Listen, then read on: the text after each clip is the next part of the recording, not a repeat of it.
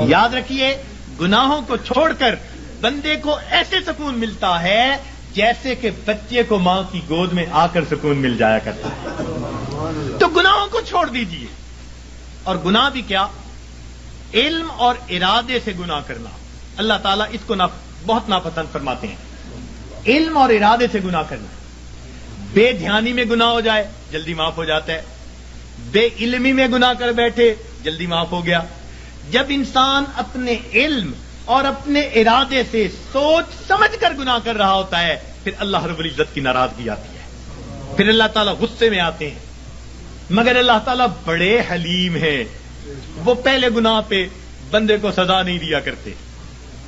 بجلی ہے نا، اس کے بارے میں مشہور ہے کہ یہ پہلی خطا بھی معاف نہیں کرتی۔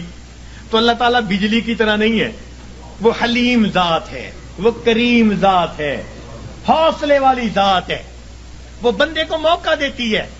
لیکن جب گناہ کرتے کرتے تاکہ بندہ جاگے، اور جب نہیں جاگتا تو اللہ تعالیٰ پریشانیاں بھیجتے ہیں، کیونکہ پریشانیوں سے پھر بندہ گھبراتا ہے، پھر اللہ کی طرف پہنچتا ہے۔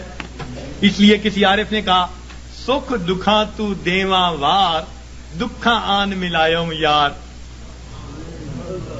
سکھ دکھاں تو دیواں وار کہ دکھاں آن ملائم یار۔ خوشیاں سلاتی ہیں اور غم جگاتے ہیں۔ تو اللہ تعالیٰ پھر غم بھیجتے ہیں، بیماری بھیج دی، پریشانی بھیج دی، ناکامی بھیج دی، پھر پریشان ہوتے ہیں۔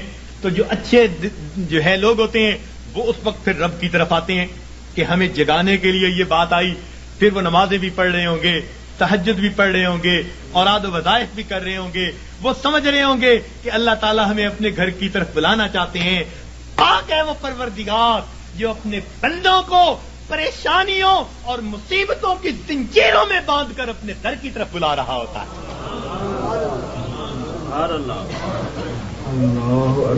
تو یہ کس لیے آتے ہیں؟ بندے کو جگانے کے لیے۔ مگر ہم جاگنے کی بجائے اور گناہ کر رہے ہوتے ہیں۔ کاروبار خراب ہوا بددیانتی کی وجہ سے، اب اس کا حل نکالا، بینک سے سود کے پیسے لے لو۔ یعنی علاج وہ تجویز کیا جو پہلے سے بھی زیادہ بندے کو پریشان کرنے والا ہو۔ تو موٹا اصول یہ ہے کہ اللہ رب العزت کی نافرمانی سے انسان کی زندگی میں پریشانیاں آتی ہیں، مصیبتیں آتی ہیں، ذلتیں آتی ہیں، رسوائیاں آتی ہیں، ناکامیاں آتی ہیں، اور ان کو چھوڑ کر انسان کو دنیا اور آخرت کی سرخروئی نصیب ہو جاتی ہے۔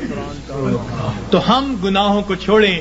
پروردگار عالم نے ارشاد فرمایا، وَذَرُوا ظَاهِرَ الْإِثْمِ وَبَاطِنَهُ، تم چھوڑ دو وہ گناہ جو ظاہر میں کرتے ہو یا تم چھپ کر کرتے ہو۔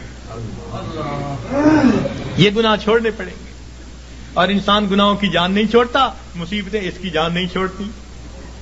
اختیار ہمارا ہے۔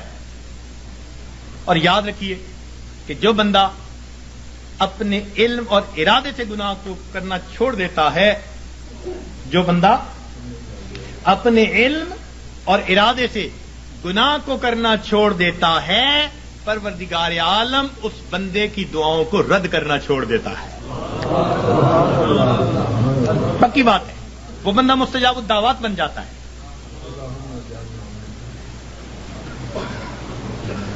جو بندہ اپنے علم اور ارادے سے گناہ کرنا چھوڑ دیتا ہے، پروردگار عالم اس بندے کی دعاؤں کو رد کرنا چھوڑ دیتا ہے۔ پوچھتے ہیں، حضرت اسم اعظم بتاؤ، اس سے بڑا اسم اعظم اور کیا ہے؟ یہ اسم اعظم ہے کہ گناہوں کو چھوڑ دیں اور پھر دیکھیں پروردگار عالم کیا